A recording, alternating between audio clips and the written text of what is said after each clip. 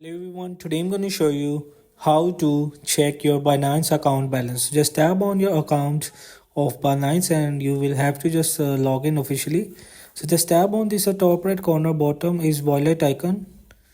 So just tap on it. So after inside the wallet icon you will see this is your current balance, and if you want to hide it you will just tap on this eye icon and your balance will be hide. If you want to unhide again you click to this.